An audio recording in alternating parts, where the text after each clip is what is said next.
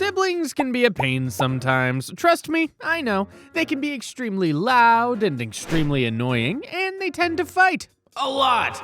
If you think that sounds terrible, try being Yuji Itadori. What's up, anime fans? Yuji Itadori needs no introduction to anyone who's been even remotely interested in anime in the last few years, and for good reason. He's the protagonist of the mega hit series Jujutsu Kaisen, one of the biggest modern titles in the manga and anime sphere, rivaled in sales and popularity only by the likes of the veteran juggernaut One Piece and the extremely anomalous Demon Slayer. And while it's no argument that Yuji isn't even the most popular character in his own series, that title belongs to Gojo Satoru, who we've covered extensively here on the channel. Yuji's still no slouch. Like many shonen protagonists before him, he's charming, funny, and lovably dumb, making it extremely easy to endear himself to audiences around the world. Ever since its premiere, Jujutsu Kaisen has done an excellent job of illustrating just how effective the standard shonen formula can be when it is used with enough creativity. Thanks to mangaka Gege Akutami's brilliant writing, a lot of elements in Jujutsu Kaisen can feel familiar, but so new at the same time. It's a series that strives to be just weird and unique enough to give shonen fans all the things they love in a new and exciting way. Take Yuji, for example. I mean, he has a demon locked in him, sure, but how was he possessed again? By literally swallowing a finger. This philosophy can be seen in every aspect of Jujutsu Kaisen, from the characters to their abilities and their backstories. And speaking of backstories, there are few weirder than that of the series protagonist himself, Yuji Itadori. But to do that, we have to take a little history lesson first. One about the origins of Choso, Eso, and Kechizu, the Cursed Womb death paintings. In Jujutsu Kaisen, the exploration of character backstories is often limited, leaving much of the creation details of the Cursed Womb death paintings shrouded in mystery. Despite this, the series has slowly but surely revealed bits and pieces of information that hint at their significance within the narrative. When they were first introduced towards the end of the first season, many assumed them to be one-off villains for Yuji and Nobara to beat up. However, in typical Jujutsu Kaisen fashion, nothing is truly as it seems, and the death paintings have gained more prominence in the world of Jujutsu sorcery, their relevance growing with each new arc.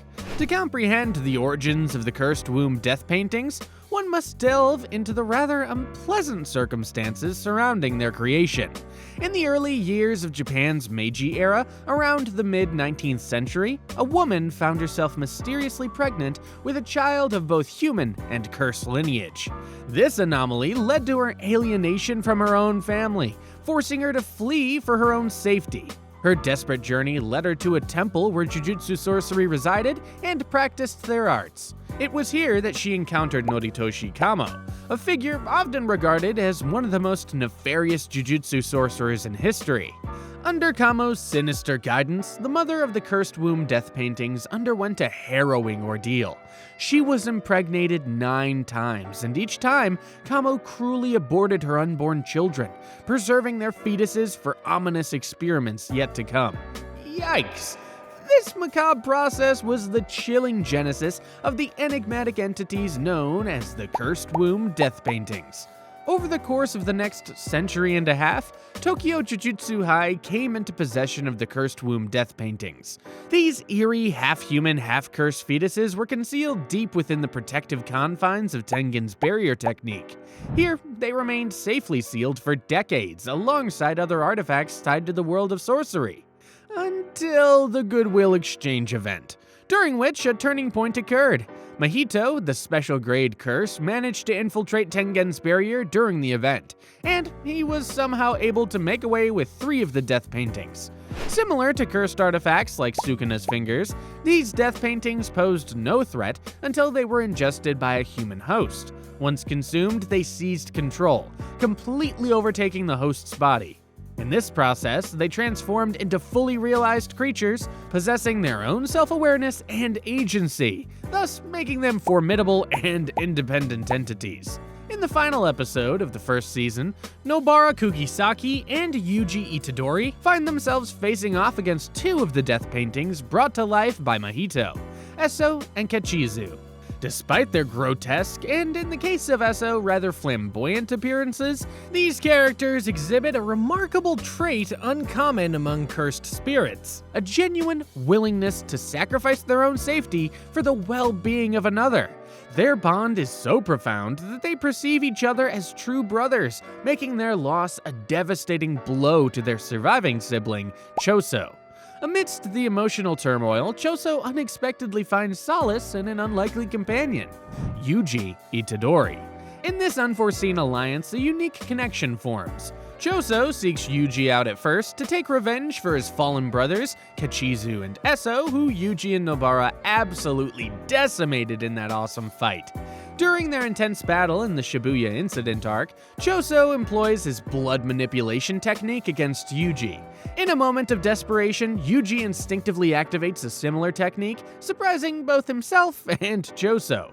This unforeseen connection raises questions about the nature of their bond, and despite the lack of any biological evidence, Choso begins to believe that Yuji is one of his siblings. To further complicate matters, they both share a baffling experience, a memory or vision of playing together as children. This vision occurs despite the fact that they have just met and hail from entirely different backgrounds.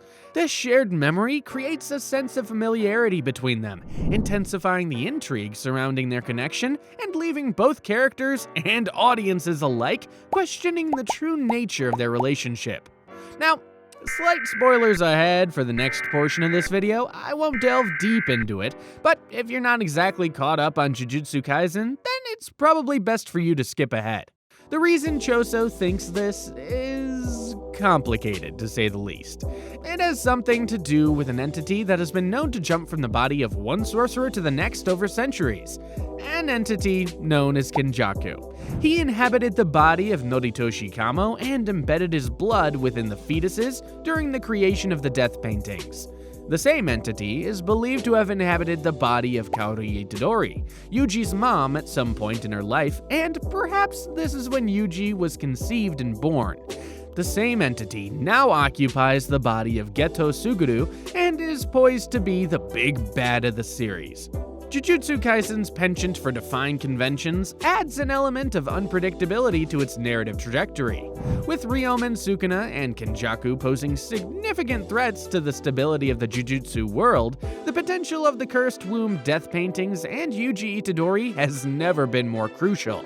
Kenjaku's reckless experiments have left a trail of discarded creations behind him, and while the odds remain daunting for the protagonist of Jujutsu Kaisen, it appears that Kenjaku's twisted curiosity is finally catching up with him.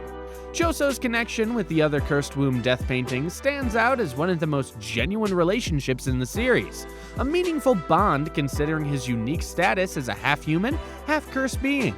If he and Yuji Itadori can leverage their position at the crossroads of cursed spirits and Jujutsu sorcerers, they might be able to devise a strategy to confront the world's most malevolent sorcerer and the King of Curses himself. The unfolding events will ultimately reveal their true roles in the story.